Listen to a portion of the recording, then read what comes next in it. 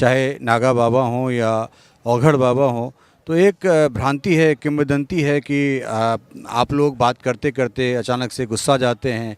ये क्या स्वभाव में जो परिवर्तन होता है, ऐसा क्यों? लेकिन आपसे बात कर रहे हैं तो कितनी विनम्रता से आप बुलाए, बात कर रहे हैं। तो फिर कुछ वीडियोस वायरल हो रहे हैं जिसमें गलतियां पत्रकार लोगों की भी जो है, जो ऊटपटांग सवाल पूछते हैं। तो इसके विषय में क्या कहना चाहें? देखो ऐसा है, हम नागा साधु आद्य गुरु शंकराचार्य जी ने नागा फौज बनाया, एक सिपाही भी है, तो क्रोध भी होता है। फिर ऐसा नहीं जो है अकारण कोई क्रोध नहीं करते, कोई न कोई कारण होता है।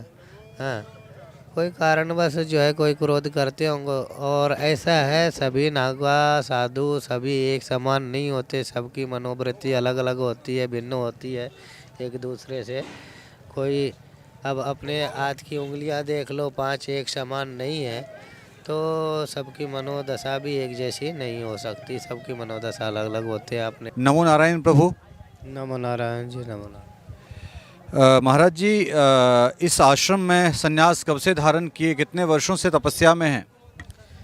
मैं दिगंबर अजयगिरी महाराज श्री तपोनिधि निरंजनी पंचायती अखाड़ा से हूँ।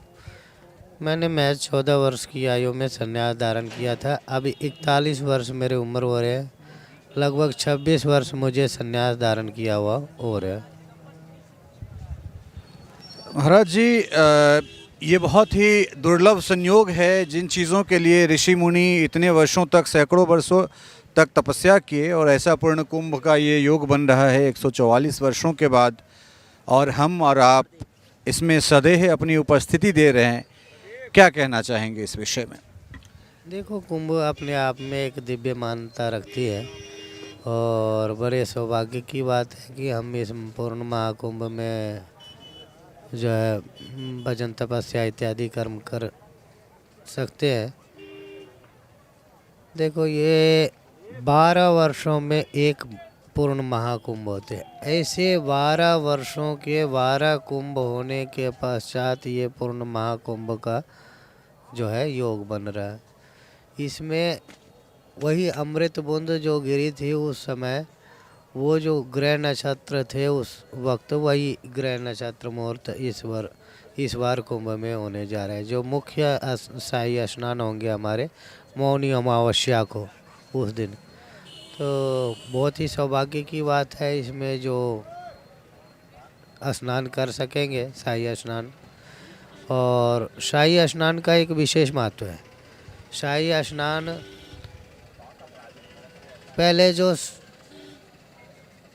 अश्वमेध यज्ञ करते थे उनसे बहुत ही पुण्य फल की प्राप्ति होती थी। ऐसे सैकड़ों अश्वमेध यज्ञ के बराबर कुंभ में शाही स्नान करने मात्र से जो है पुण्य फल की प्राप्ति हो जाती है। तो सभी आए और सभी सनातनियों को कहेंगे भी आके और कुंभ स्नान करें, पुण्य के भागी बने। बहुत सारे नागा साधु, दिगंबर साधु जो दुर्लभ है, इनके दर्शन भी दुर्लभ है, इनका आशीर्वाद प्राप्त करें। हर हर महादेव। आपका जन्म स्थान कहाँ महाराज जी, और अभी कहाँ निवास करते हैं आप? देखो, मैं हरियाणा से हूँ। मैं 6 महीने अपने केदारनाथ में और 6 महीने बाकी अन्य तीर्थों में जो है जीवन यापन करता हूँ। हरिओम। कभी ऐसा नहीं लगा कि माता पिताजी जो 9 महीने गर्भ में रखे, फिर इस संसार में लाए, गृहस्थाश्रम, आप लोग भी कहते हैं कि गृहस्थाश्रम में रह के भगवत भजन करें, तो गृहस्थाश्रम से दूर निकल पड़े एक दिगंबर वेश में। हालांकि आप लोगों को कहा जाता है कि सनातन के सच्चे सिपाही, सच्चे प्रहरी आप ही लोग हैं, और आप ही लोग हैं तब ये धर्म जो है वो निर्विवाद रूप से आगे बढ़ रहा है। कभी मन में ऐसे नहीं ख्याल आया कि विचार कि माता पिताजी के पास जाना है या अपना स्नेह उनको देना है? देखो जी, इस मनुष्य शरीर पे कई प्रकार के ऋण होते हैं, मातृ ऋण, प्रति ऋण, गुरु ऋण, ऋषि ऋण इत्यादि। तो इन सब ऋण से उत्तीर्ण होने के लिए हमारे संन्यास जीवन में सर्वप्रथम 7 माता के कुल में से, 7 पिता के कुल में से पिंड दान किए जाते हैं। इसके पश्चात हम जो कर्म करते हैं उसके पुण्य के भागी वो भी बनते हैं, उनसे उन सभी को मोक्ष की प्राप्ति होती है। तो हमने जब जिंदे जी संस्कार कर दिया, पिंड भर देते हैं, पिंड भरने के बाद हमारा कोई संबंध नहीं रह जाता है। जैसे हमारे सनातन धर्म में मरणोपरांत पिंड भरे जाते हैं, हम जीवित जो है अपना स्वयं का भी पिंड भरते हैं और गुरु का भी पिंड भरते हैं। इनके अलावा उसके बाद हमारा नर का स्वरूप जो था वो समाप्त हो गया। फिर गुरु महाराज जो है नारायण का स्वरूप प्रदान करते हैं। फिर हमारा मोक्षार्थ भजन करना, जगत कल्याणार्थ भजन करना, तपस्या करना, यही हमारे कर्म रह जाते हैं। बाकी हम संसार से बहुत दूर हैं। हाँ, गुरु महाराज कहते हैं भी एक परिवार को छोड़ो, बाकी सारा संसार तुम्हारे परिवार के समान है। इन सभी में हमारे को अपने दिखाई देते हैं, तो हम सभी सनातनियों के अपने हैं। अच्छा, ये महाराज जी कितने रुद्राक्ष धारण किए हुए हैं? ये नित्य हमेशा नित्य प्रतिदिन ऐसे ही रहते हैं इसी वेशभूषा में, या फिर सायंकाल में इसको उतार देते हैं, या फिर क्या क्या प्रक्रिया है? रुद्राक्ष मैंने 11,000 रुद्राक्ष धारण किया है। 11,000 रुद्राक्ष, जैसे कि मैं नागा दिगंबर साधु शिव के गण होते हैं, शिव के स्वरूप होते हैं, तो हमारा वेशभूषा भी ऐसे होते हैं। भस्म हमारे वस्त्र की जगह पे मैं वस्त्र की जगह पे भस्म लगाता हूँ, और आभूषण ये कह लो भी रुद्राक्ष है।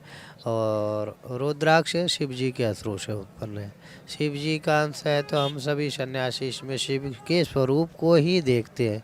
और 11,000 रुद्राक्ष धारण करना बहुत ही सौभाग्य की बात है। जो 11,000 रुद्राक्ष धारण करे, शिव पुराण के अनुसार वो भगवान शिव के रुद्र स्वरूप माने जाते हैं, तो भी हम धारण करते हैं। और तपस्या आदि कर्मों में हमारे जो है बहुत फलदायी होते हैं। हरिओम। महाराज जी, अंतिम प्रश्न।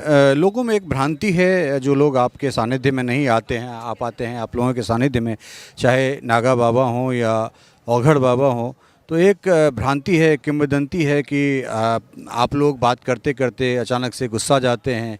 ये क्या स्वभाव में जो परिवर्तन होता है, ऐसा क्यों? लेकिन आपसे बात कर रहे हैं तो कितनी विनम्रता से आप बुलाए बात कर रहे हैं। तो फिर कुछ वीडियोस वायरल हो रहे हैं जिसमें गलतियां पत्रकार लोगों की भी जो है, जो उटपटांग सवाल पूछते हैं, तो इसके विषय में क्या कहना चाहें?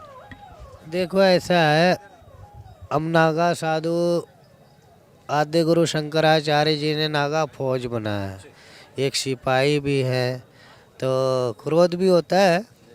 फिर ऐसा नहीं जो है अकारण कोई क्रोध नहीं करते, कोई न कोई कारण होता है। हाँ, कोई कारणवश जो है कोई क्रोध करते होंगे। और ऐसा है, सभी नागा साधु सभी एक समान नहीं होते, सबकी मनोवृत्ति अलग अलग होती है, भिन्न होती है एक दूसरे से। कोई अब अपने हाथ की उंगलियां देख लो, 5 एक समान नहीं है, तो सबकी मनोदशा भी एक जैसी नहीं हो सकती, सबकी मनोदशा अलग अलग होते हैं। अपने विचार से सभी चलते, सब अपने कर्म करने के लिए स्वतंत्र है, कोई प्रतिबंधित नहीं है। हरिओम। युवाओं को क्या संदेश देना चाहेंगे? आप स्वयं युवा हैं, युवावस्था में हैं, और जो सिद्धि आपने प्राप्त की है इतने दिनों के तपोबल से, हमारे देश के जो युवा हैं, जो सनातन संस्कार से विमुख होते जा रहे हैं, उनको क्या संदेश, क्या संवाद देना चाहेंगे? देखो, हम सनातनी हैं, सनातनी के घर में जन्म लिए, तो हमारे को हमारे धर्म के विषय में जानने की आवश्यकता है।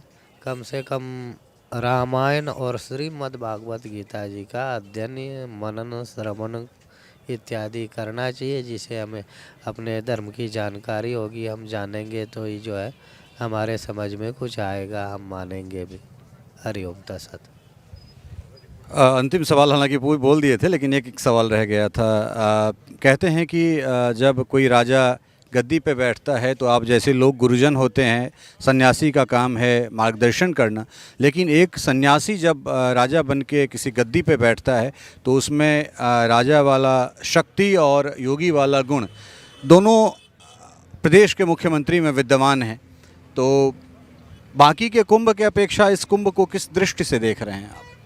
देखो बाकी कुंभ की अपेक्षा इस कुंभ में बहुत अच्छी व्यवस्था कर रखे हैं हमारे स्वच्छता के ऊपर गंगा को आचमनीय योगी बनाए योगी जी ने बहुत अच्छे कार्यरत हैं और बस ये स्नान में थोड़ी सी त्रुटि हो गई थी प्रशासन की तरफ से जो है अच्छी व्यवस्था नहीं हो पाई आशा करते भी आगे स्नान में आगे जो 29 जनवरी को स्नान है हमारे शाही स्नान मुख्य शाही स्नान है तो इसमें अच्छी व्यवस्था होगी हरिओम हर हर महादेव। हर हर महादेव।